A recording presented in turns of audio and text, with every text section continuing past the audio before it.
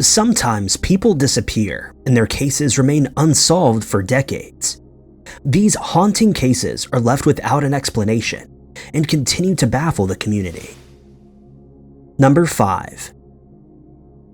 Marvin Alvin Clark has been missing for just short of 100 years. It was 97 years ago, in 1926, that he disappeared mysteriously, never to be seen again.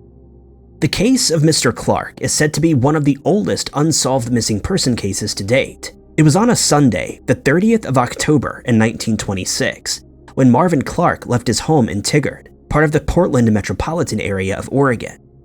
It was on this day that the man was set to board a motor stage and travel to his daughter in Portland for the Halloween weekend. But his wife Mary would later learn that her husband never arrived there. Marvin was initially from New York, but moved to Oregon with his wife sometime later. They had 4 children together, including Sydney, their daughter. According to a 1910 census record, the missing man lived in the community of Holbrook and had served as the marshal of Linton, which is a district that would later become known as Portland. Marvin had been 5 feet and 8 inches tall at the time of his disappearance. According to records, he also suffered partial paralysis, where he didn't have full use of his right arm. Additionally, he had a halting gait which would at times require the use of a cane. It had been around 1 in the afternoon when Marvin would leave his home in Tigard to journey to his daughter, Sydney McDougal. She had been a resident and manager of the Hereford Hotel. No one had known that Marvin had disappeared until 2 days later, when Mary phoned her daughter to ask her when Marvin had planned to return. This is when she learned that her husband never arrived at the hotel. What makes it even more odd is that Sydney was completely unaware that her father was coming to visit. A report of the man's disappearance was published in the Morning Oregonian on the 6th of November of that year. It stated that he made use of a stagecoach to reach Portland, only to be corrected a week later when it was discovered that he had actually used a bus. There had been some possible sightings of the missing man. One stated that an unknown man, possibly Marvin, wearing a dark suit, was seen at the downtown Portland bus terminal. This was considered to be the last known sighting of the missing person. Newspapers would go on to list Marvin's limp as well as his paralysis when detailing him to make it easier for witnesses to identify him. Other witnesses had come forward stating that they'd seen Marvin at 2 hotels between the 2nd and 3rd of November. On the 9th of November, a newspaper in Bellingham allegedly reported that Mary, or one of their son's wives, had gotten a postcard that was supposedly sent by Marvin. But the postcard seemed to be written by an aged man and did not seem to make a lot of sense. Everyone who knew Marvin knew that he was a highly educated individual. Since the arrival of this postcard, the case had come to a standstill, but remained active until the 10th of May in 1986. On this day, loggers reportedly discovered the remains of an unknown male between Tigard and Portland. Several items were found with the man, but he was yet to be identified. With him, there had been an 1888 Liberty Head nickel, a 1919 penny, a pocket watch, a Fraternal Order of Eagles sharpened blade, and 4 tokens with D and P inscribed on them. The granddaughter of Marvin would later come forward on suspicion that these remains were that of her grandfather, but it could not be confirmed. The case then stalled again. Then, in 2018, Marvin's great-great-granddaughter, Pam Knowles, provided DNA in order to determine if the John Doe was a match. This would come to produce more questions than answers. The John Doe was, in fact, not Marvin at all, but was an entirely different individual who, to this day, remains unknown. But it is suspected that he's between the ages of 35 and 55 years old. The DNA that both Pam and her son had given remains on file, should any future John Doe be discovered. At the time of his disappearance, Marvin was in his early 70s, and at this point would be the age of 171. 100 years later, his disappearance remains an active missing person investigation, one of the oldest in American history. Marvin's NamUs case number is listed as MP 14632. While authorities obviously don't expect to find Marvin Clark alive, figuring out what happened to him will certainly bring closure to the family and the case. Pam Knowles never knew her great-great-grandfather, but had learned of him through her grandmother, who would speak fondly of Marvin. Pam stated that she wondered why he had left, or if there had been foul play involved. She wonders if he had abandoned his family and never returned. Pam's grandmother would tell her that Marvin was an adventurous person and had been a sheriff in Linton. Pam mentioned an image of Mary and Marvin and how they seemed to be a loving couple. Marvin Clark's disappearance was an almost immediate mystery, since it was discovered that he was missing. Marvin is further described as a well-known individual in the Tigard area, where he resided for 15 years. Newspaper articles would go on to describe frantic searches that would be conducted for this missing man, but to no avail. The Oregonian newspaper headlined the story as "Tigard Man, 75, missing," and would then detail, quote, "Marvin A. Clark, last seen at Stage Depot." It would also detail that the missing man is affected with paralysis and a halting gait, and would announce that a reward of $100 was offered by the family for any information leading to the whereabouts of Marvin. $100 was a lot of money during that period. Pam stated in the interview after finding this information out that it was indeed a lot of money. The search had pressed on, but hope would soon fade. Pam would go on to explain that she started to think that it would be interesting to find out more about her family member who had gone missing such a long time ago, which is what made her want to give investigators a swab of her DNA to confirm if the remains did in fact belong to her great-great-grandfather. But unfortunately, it was just another dead end. One of the investigators also stated that everything had pointed to the remains belonging to Marvin Clark, but he was mistaken. And now, two mysteries remain. Who is the man that was found in the woods, and where is Marvin Clark? Number 4. On the 31st of January in 2013, Eliza Lam, a 21-year-old Canadian student, disappeared somewhere within the Cecil Hotel in Los Angeles. Eliza had been traveling across the US and ended up at the hotel. She'd been a student at the University of Columbia and was born to 2 Hong Kong immigrants. On the day she disappeared, she was scheduled to check out of the Cecil Hotel and head to Santa Cruz. Eliza's parents had not heard from her, and so they made contact with the Los Angeles Police Department. Her family would then travel to the area to aid in the search for this missing student. Hotel staff would say that Eliza was alone on that day, and Katie Orphan, the manager of the Last Bookstore, had also seen her. Authorities would go on to do a full-scale search of the hotel to the legal extent that they possibly could. They had also made use of canines to assist in the search for this missing woman, but to no avail. On the 13th of February, almost 2 weeks after she vanished, surveillance footage of Eliza Lam was released by the LAPD. The video showed the missing woman entering the hotel elevator. It appears that she selects a floor that she wishes to go to before standing back in the corner. Bizarrely, Eliza slowly headed toward the open doors and stuck her head out, looking both ways before retreating back into the elevator. The woman behaves as though she's trying to hide away from someone, but continuously looks out of the elevator, as if to make sure that she's not being followed. This behavior continues for quite some time before she exits the elevator and the doors close. This was the last known footage of the missing woman. The footage here was grainy and eerie. Throughout the video, Eliza appears paranoid and nervous. The video went viral soon after its release, and web sleuths would then go on to give their theories as to what may be happening in the footage. Some suggest it was paranormal, while others believe there was a threatening individual standing off camera. Some even thought that this was the subject of video manipulation. The Cecil Hotel is said to have a reputation for homicides, with dozens of them having taken place inside or around it ever since 1927 when it opened. It was found that Eliza actually did not book a stay at the hotel, but instead opted to reside at the Stay in Maine. However, the Cecil Hotel converted half of the floors to the Stay in Maine, so ultimately Eliza would be staying at the Cecil Hotel anyway. Some strange events have also come to light following the disappearance. Before she vanished, Eliza would move to a private room after there'd been reports of her disturbing the other guests.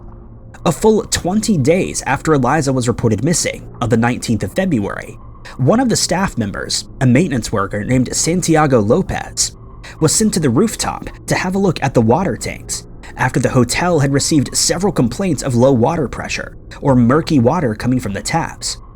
It was within one of the 4 rooftop water tanks that Eliza Lam's body would be discovered. According to the chief of the fire department, the tank would have to be drained and cut open to remove Eliza from it. To this day, no one is certain as to how Eliza ended up floating in this water tank, with the very same clothing that she'd worn in the surveillance footage that was found nearby. That June, the case was closed after the incident was ruled an accident.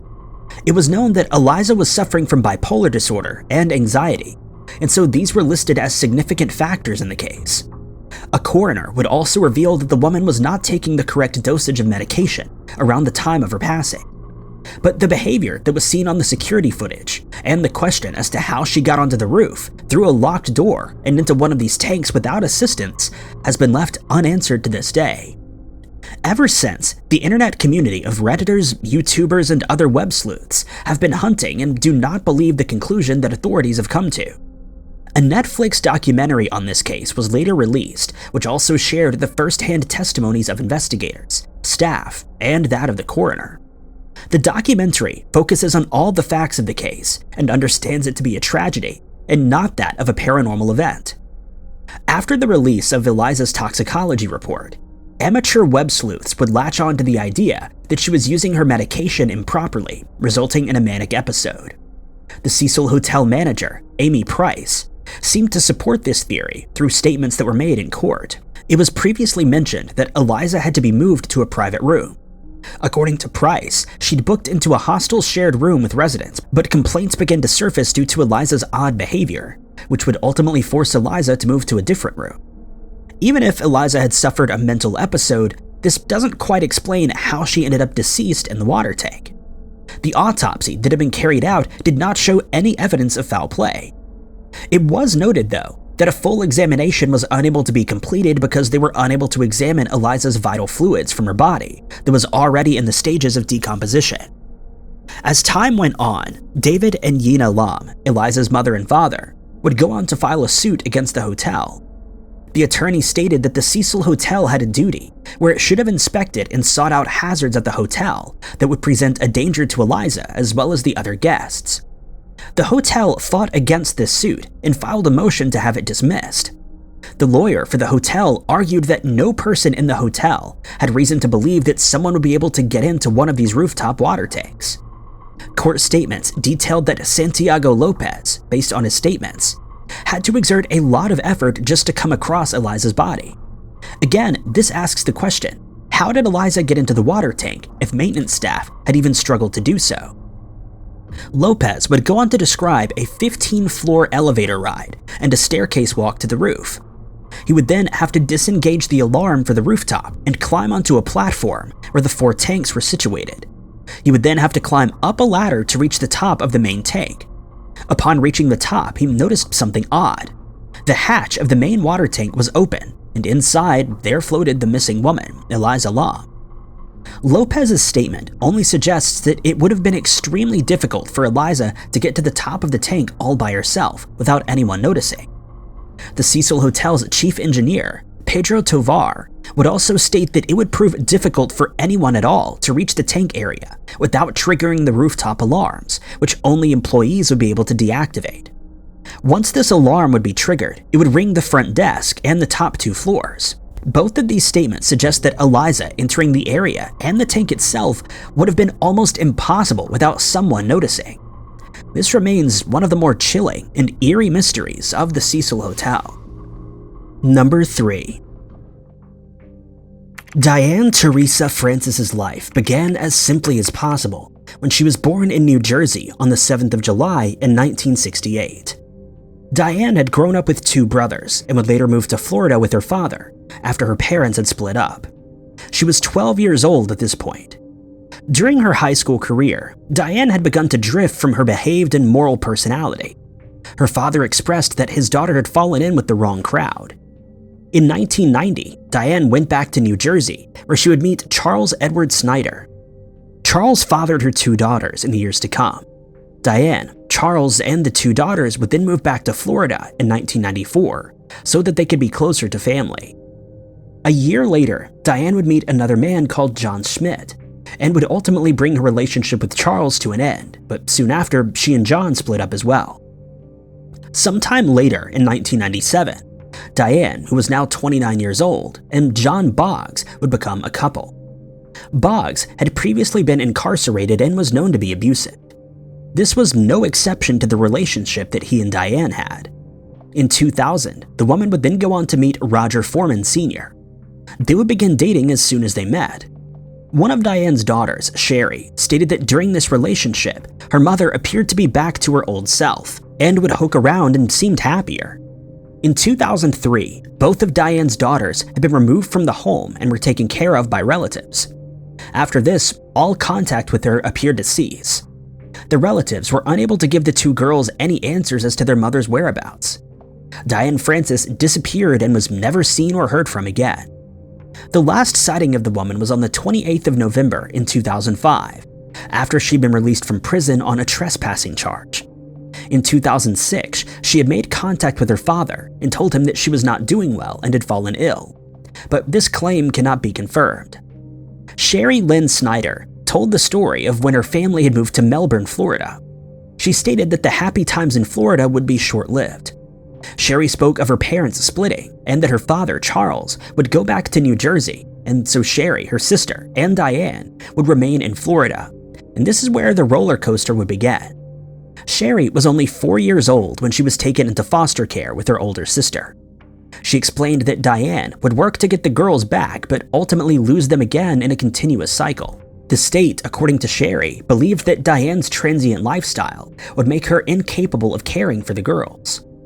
When she turned 10, Sherry recalled sitting in a courtroom and listening to her mother's voice give up her parental rights so that they would be placed once again in foster care. 7 years later, Sherry reconnected with her grandparents, and the search for her long-lost mother began. She sat with her whole family and asked about her mother and if they had seen her, but the answer would be the exact same every time. Diane may have contacted them in 2006, but no one could confirm what actually took place that day. Sherry would then go on to make use of a private investigator to trace her mother's footsteps. She'd even taken to tracking down Diane's friends and exes. During her investigation, she discovered that her mother had sometimes gone by the alias of Kimberly Teresa Foreman. This led her to Jacksonville to search for any clues leading to Diane's whereabouts. Ultimately, this is where Sherry's efforts would end. She explained that the sheriff's office would not take a missing person report on Diane, and another strange aspect was also discovered. It was that Diane's ex-boyfriend from 1999 had been making calls to the Jacksonville Sheriff's Office and was trying to report her as missing. Reports would later be obtained showing that in 2015, the Jacksonville Sheriff's Office had in fact taken some information from Boggs, who'd been trying to locate the missing woman after not seeing her for quite some time. This proved rather suspicious. Sherry would continue to reach out to law enforcement in order to try and find any lead on her missing mother. In 2019, an investigator from the Palm Beach County Sheriff's Office finally wrote up a missing persons report on Diane.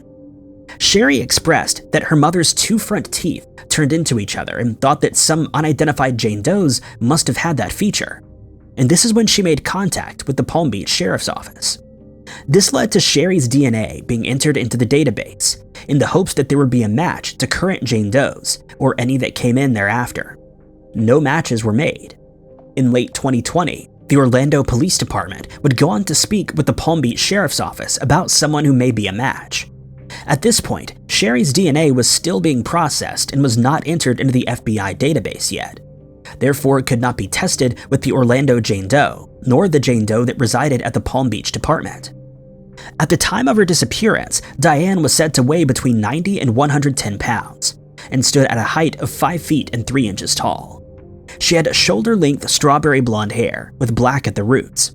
She had hazel eyes and was the age of 37 at the time she vanished, and she would now be the age of 55. There's a Facebook page dedicated to finding the missing mother titled Finding Diane Francis. Diane's missing location has been referenced as both Melbourne, Florida and Jacksonville. She's known to wear rings on most of her fingers and sometimes her toes, and a thin neck chain with a gold crucifix. Additional aliases may include Diane Teresa Foreman and Teresa Francis. Distinct features of the missing woman include the front teeth as previously mentioned. Diane is also known to have a tattoo on her right upper arm of the letters JT and a heart on her left calf. Law enforcement encourages anyone who may have information on this missing person case to contact the Palm Beach County Sheriff's Office at 561-688-3000.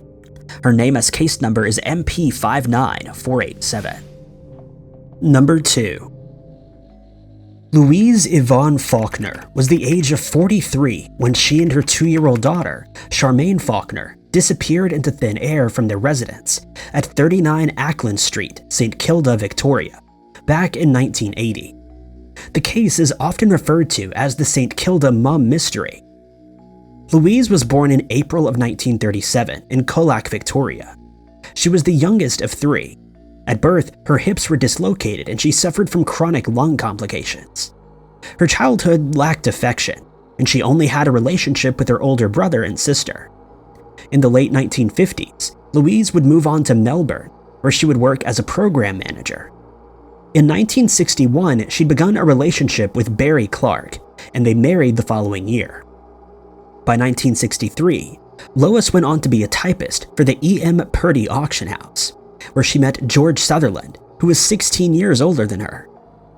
Louise would later leave this job to give birth. The baby received various gifts, all of which were kept as mementos. 2 of the gifts came from George and his wife, Beryl. In 1975, George and Louise met again and he arranged for her to get a job at Mason & Green, a North Melbourne auction firm. At this point, Louise had 2 more children named John and Rosalie. Over time, her marriage with Barry was dwindling. A relationship began to develop between Louise and George. This would ultimately end both of their marriages. This is when Louise would move to St. Kilda. Barry had custody of the 3 children who would visit her on the weekends. Louise would start applying and receiving some security payments from her arthritis, which had worsened. George and Louise continued their relationship, and he would go on to move to his holiday home in Parker's Corner.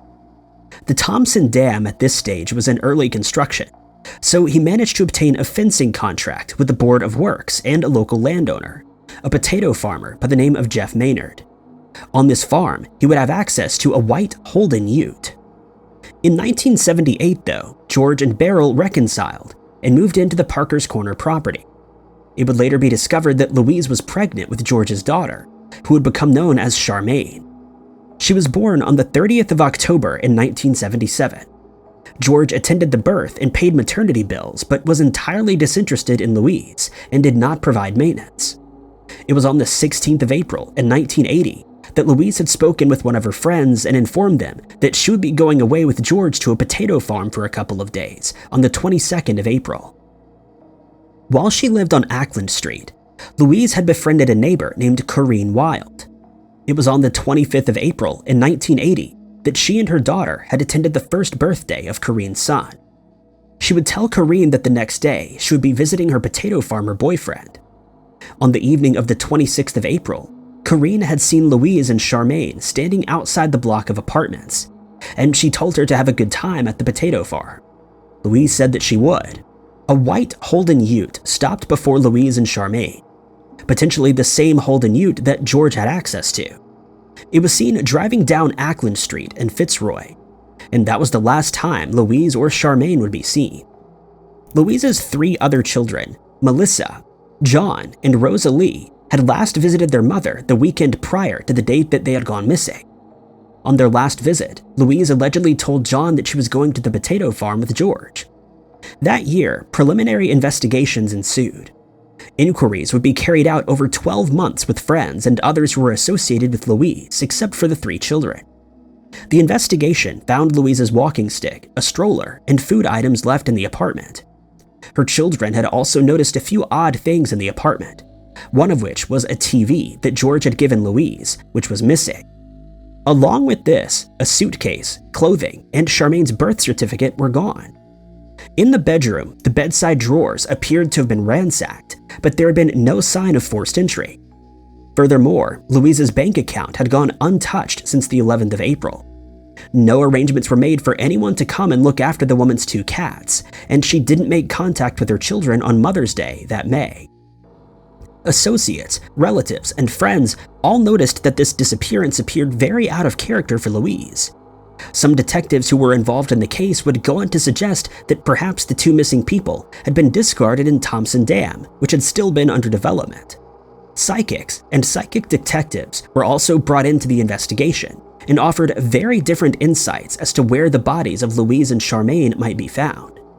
Melissa had not been satisfied with the initial investigation and would persuade the police commissioner and the Premier of Victoria, Steve Brax, to open the case again.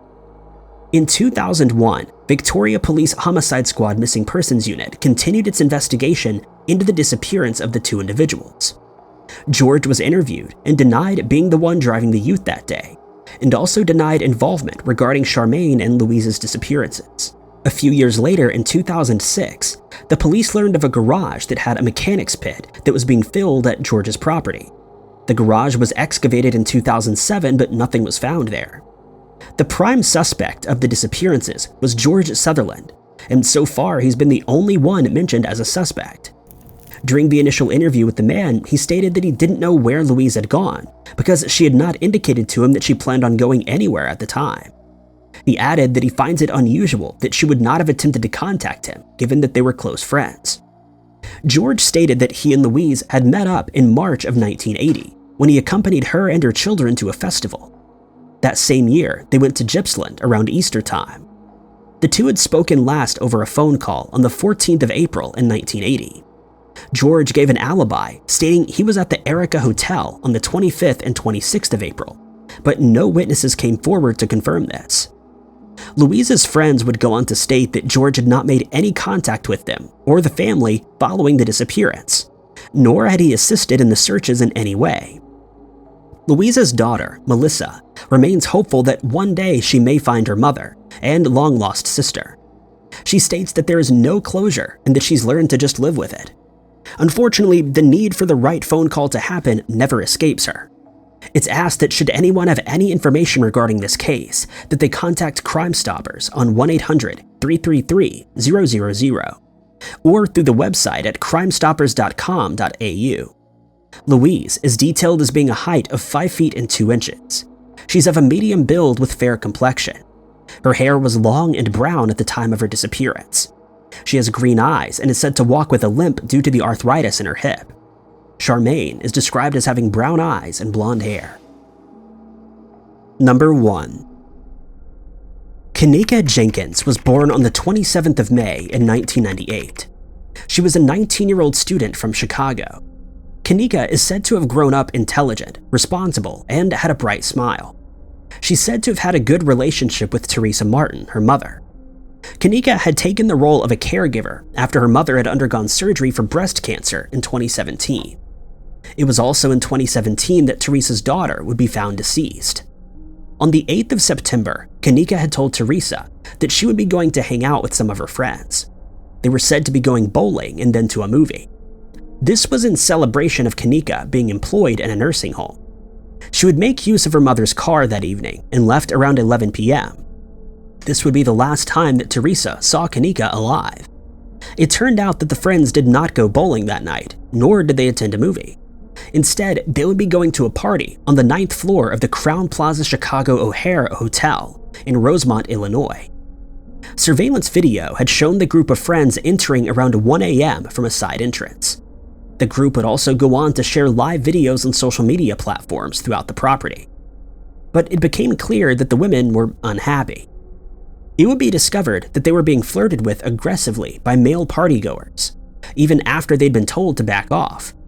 It was around 1:30 a.m. that her family would last hear from Kenneka after she had messaged her sister.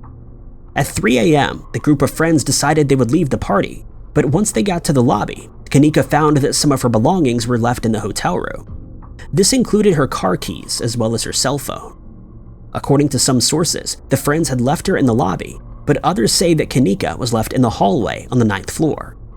What is certain, though, is that all 3 of the other women had left Kenneka to get her belongings. They were gone for 10 to 20 minutes.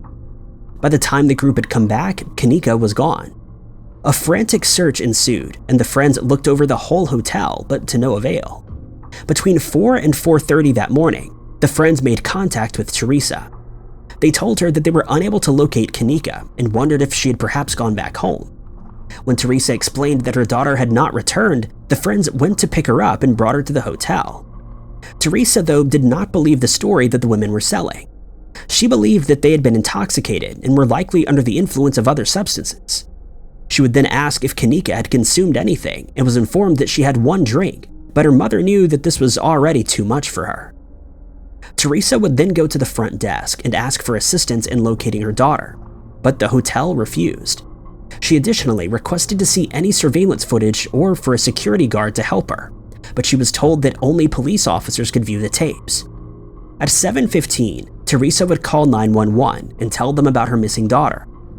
The officer who responded to the call would then tell Kanika's mother that her friends were most likely lying and that Kanika was in another room, passed out after becoming intoxicated.